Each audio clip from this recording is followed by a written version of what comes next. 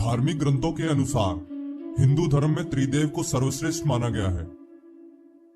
ऐसा माना जाता है कि इस सृष्टि की रचना त्रिदेव यानी ब्रह्मा, विष्णु और महेश के द्वारा हुई थी। उन्हीं त्रिदेव में से ब्रह्मा जी को सृष्टि का रचयिता माना जाता है, तो वहीं भगवान विष्णु को सृष्टि का संचालक और भगवान शिव को विनाशक के रूप में जाना जाता है। हमारे मन में यह जानने की जिज्ञासा सदैव उत्पन्न होती रहती है कि त्रिदेव में से कौन सबसे शक्तिशाली है। आज हम आपको बताएंगे कि हमारे धार्मिक ग्रंथों के अनुसार इन तीनों में से कौन सबसे शक्तिशाली है। हमारे पुराणों में कुछ कथाएं मिलती हैं जिनके अनुसार हम जान सकते हैं कि त्रिदेव में से कौन सबसे बड़ा है। शिव पुराण के अनुसार एक बार ब्रह्मा जी के मन में स्वयं की उत्पत्ति को लेकर प्रश्न आया। उसी प्रश्न के उत्तर को प्राप्त करने के लिए उन्होंने घोर तपस्या की, जिससे उन्हें ज्ञात हुआ कि भगवान विष्णु की नाभि से प्रकट हुए कमल के पुष्प से उनका जन्म हुआ है। वह जानते थे कि वो सृष्टि के रचयिता हैं।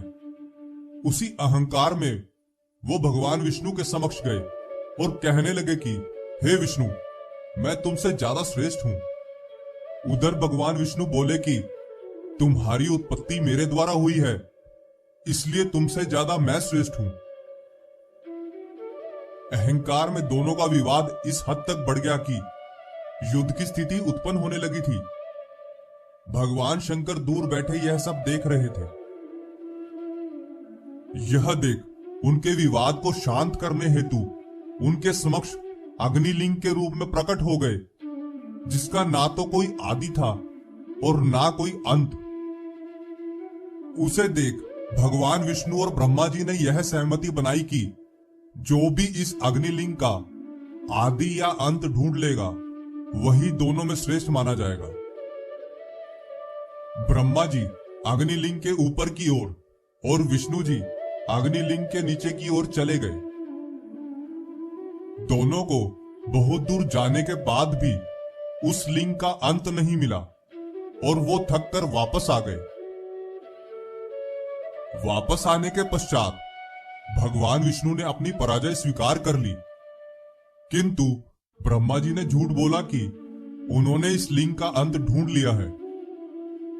ब्रह्मा जी के मुख से झूठ सुन भगवान शंकर बहुत क्रोधित हो गए और उनके क्रोध से भैरव अवतार ने जन्म लिया।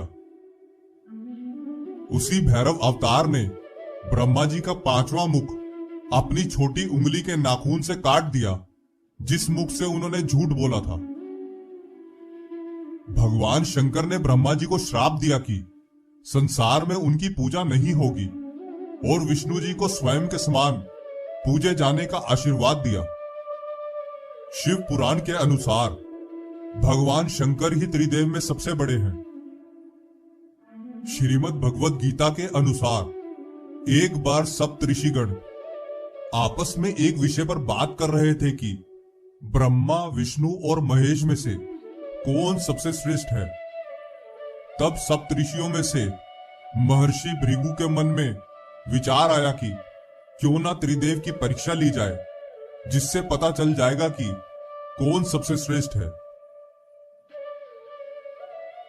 सर्वप्रथम भृगु ऋषि ब्रह्मा जी के पास गए और उनके पास जाकर ना ही उनकी स्तुति की और ना ही उन्हें प्रणाम किया। यह देख ब्रह्मा जी को बहुत क्रोध आया।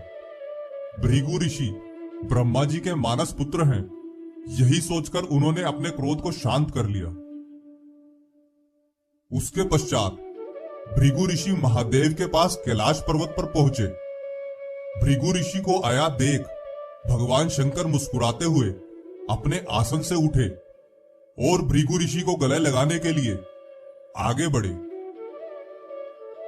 किंतु भृगु ऋषि की मंशा तो भगवान की परीक्षा लेने की थी, इसलिए उन्होंने भगवान से गले मिलने से मना कर दिया और कहने लगे कि आपके द्वारा बिना सोचे समझे पापियों और अधर्मियों को दिए गए वरदान की वजह से सृष्टि पर बार बार संकट आता है।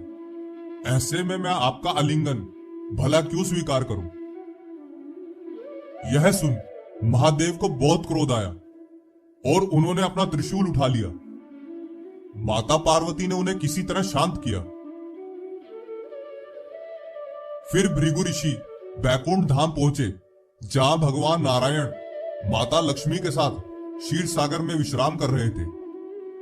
भृगु ऋषि ने वहां जाकर उनके वक्षस्थल पर लात मारी।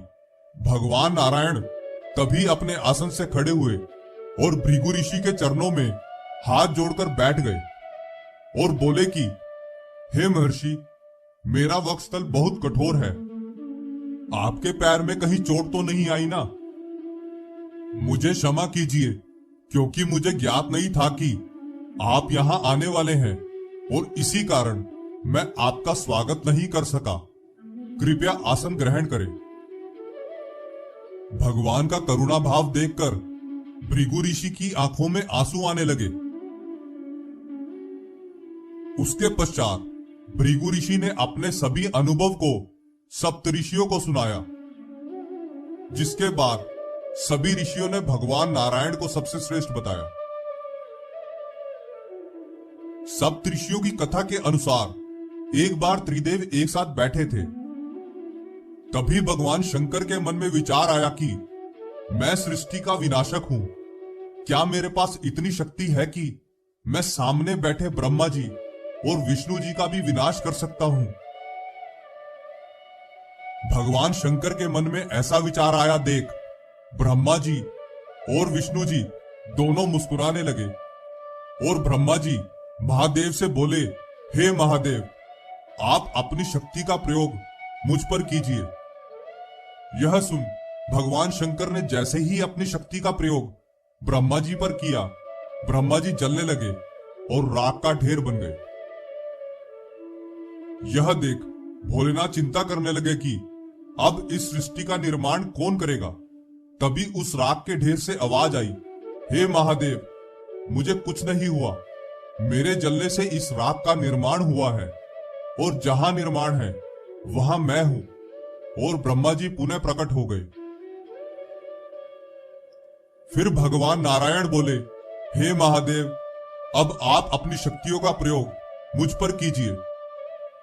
यह सुन महादेव ने भगवान नारायण पर अपनी शक्ति का प्रयोग किया। वो भी जलने लगे और राख का ढेर बन गए।